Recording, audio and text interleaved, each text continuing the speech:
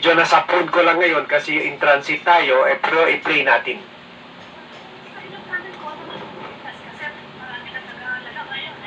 Especially Senator Ronald De La Rosa na mukhang matutuloy na yung arrest nila if it's coerced through the Interpol. And nagre-reklamo nga sila na bakit ganon, na merong supposedly merong policy ang gobyerno not to cooperate with ICC. Can you brief us kung ano na yung latest dito sa arrest warrant? The latest still is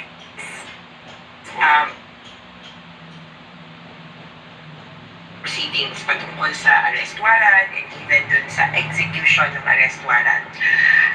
As far as we know, and the ICC, yun na rin yung sinabi ni Senator Dullanes, na there are suspects pero wala pang arrest warrant na issue or ini-implement. And there could be a difference. Pwede kasi meron ng arrest warrant na pending pero hindi pa lang ini-implement. And in some of the cases we've seen, the implementation, the announcement of the warrant of arrest or even the announcement that these people have been arrested comes only after the arrest.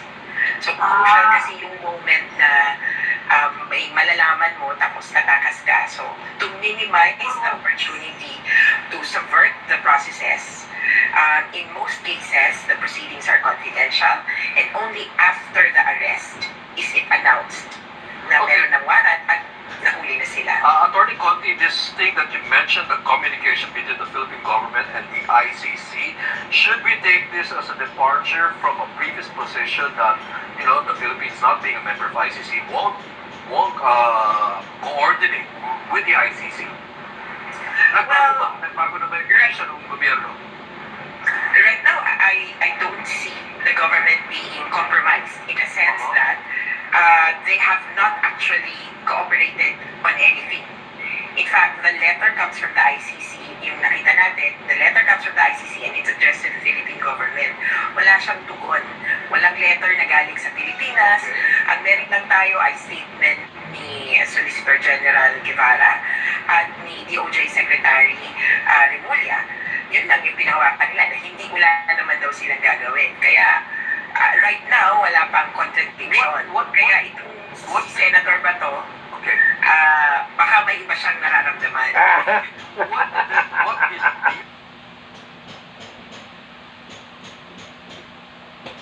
Paglabas ng arrest warrant. So, pwede, meron ng pending. Kumbaga, na-sign na.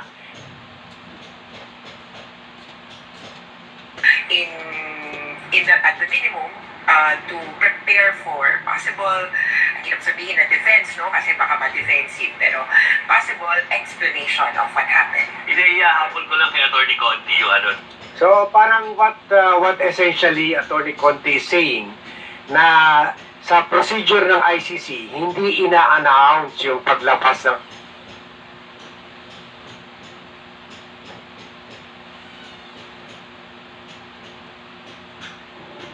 Buenos días, damas y caballeros.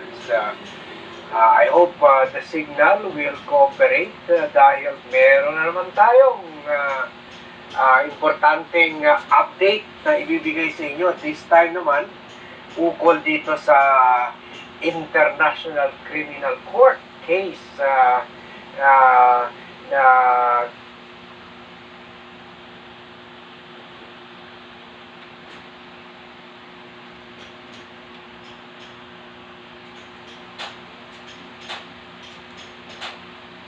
bibigay sa inyo. This time naman, ukol dito sa International Criminal Court case na against former President Rodrigo Roa Duterte, Bato de la Rosa, Bongo, Vice President Sara Duterte, etc. etc. At kasama na yung mga 50 police generals and colonels. So, ang latest po dito, according to the ICC expert and also the ICC prosecutors na tumutulong sa mga biktima ng extrajudicial killings na si Attorney Conti ay meron nang naglabas ng warning ang International Criminal Court kay President Duterte, Bato de la Rosa, na malapit na sila maaresto. At ang proseso pala dyan, unlike sa Pilipinas na ina-announce muna yung paglabas ng warrant of arrest, tulad nila Quiboloy o nila Teves, kaya nakakatakas kaagad, o nila Bantag, ang procedure pala dito sa ICC ay arestuhin ka muna, arestawin ko muna bago ilabas sa balita yung na ukol sa pag-issue ng warrant of arrest sa'yo. So kumbaga, sabihin muna nila na inaresto na nila ito on the basis of a warrant of arrest. So kabaliktad sa nangyayari sa Pilipinas kung saan nauuna yung press release ukol sa pag-issue ng warrant of arrest, at yan ang nangyari kay Gerald Bantag, kay Ani Teves, kay Pastor Apollo Quiboloy, pati yung mga limang co-accused niya, mga Canada family, at pagano rin kay Alice Guo, pati yung 8 o 10 co-accused niya ng mga relatives niya, at saka mga Chinese business partners. So hanggang ngayon wala pa sila. So hindi ganyan pala ang ICC. For all we know, according to Attorney Conti, kasi ang binibigay pala ng warrant ay yung state, member state, or kaya state kung saan nandoon yung mga accused persons na gusto nila ipaaresto sa Interpol. So hindi natin alam, meron ng arrest warrant na nailabas at hindi na pala tayo mag-antay kung kailan yan. Malalaman na lang natin yan. Kaya sabi ni Attorney Conti, ito siguro ang dahilan na baka si Bato mayroon na rin naramdaman balita na malapit na mailabas yung arrest warrant o meron ng arrest warrant, kaya nagpa-panic mode na si Bato. Kahapon nag-deliver siya. Okay ba yung sound natin? Nag-deliver siya ng privilege speech na dapat daw may batas tayo na pinagbabawalan na manghimasok dito yung ICC or Interpol for that matter. So kaya pala ganun ang behavior ni Bato, at pati si Duterte nagsalita na rin ukol dito sa sa video niya.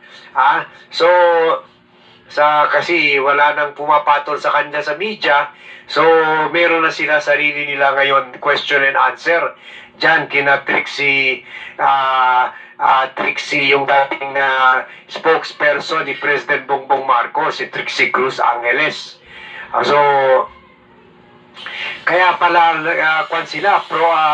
nagbubula sila or frothing in the mouth, nagbubula sila sa bunganga nila sa kasasabi na walang power ang ICC, hindi tayo membro ng ICC, hindi din natin recognize ang ICC, at si Bato de la Rosa mismo nag-deliver ng privilege speech na sinasabi na dapat hindi manghimasok dito, dapat may batas para pigilan ng ICC manghimasok dito sa bansa natin. Kaya nag-react dito si Attorney Conti at sinabi baka nakatanggap na ng warning si Bato na either lalabas na yung arrest warrant sa kanya or meron na nakalabas na arrest warrant at tinatimingan lang ang pag-aresto nila. Ayan, seryosong issue yan. So pakinggan natin from Attorney and we think 1PH or yung TV5 program ukol dito sa interview kay Attorney Conti, at dito niya sasabihin kung anong proseso ng paglabas ng arrest warrant at kung bakit nagpapanik sila Bato at kung yung posibilidad na baka meron ng balita si Bato na either maglalabas na talaga, malapit na, baka itong buwan, or meron ng arrest warrant na tinatimingan lang yung kung kailan ba talaga arestuhin siya. O medyo nasa phone ko lang ngayon kasi in transit tayo, pero i-play natin. Alam namin kung ano na yung kasi marami na nag-aalala ngayon especially Senator Ronald De La Rosa na mukhang matutuloy na yung arrest nila if it's coerced through the Interpol. And nagre-reklamo nga sila na bakit ganon, na merong policy ang gobyerno na to cooperate with the ICC. Can you brief us kung ano na yung latest dito sa arrest warrant? The latest still is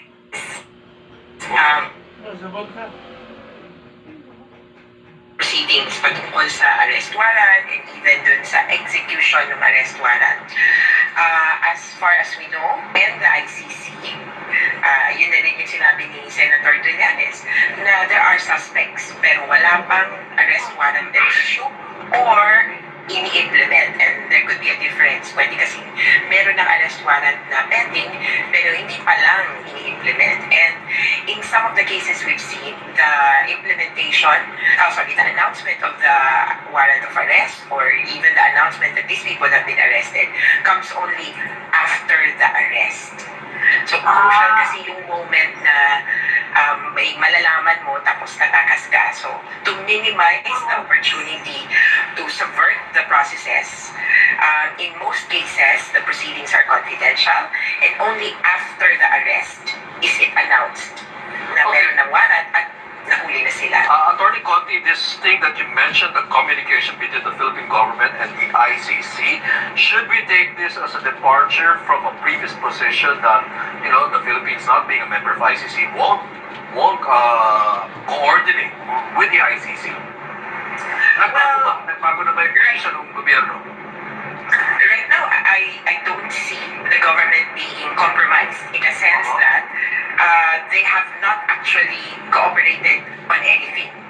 In fact, the letter comes from the ICC, yung nakita natin, the letter comes from the ICC and it's addressed to the Philippine government. Wala siyang tugon.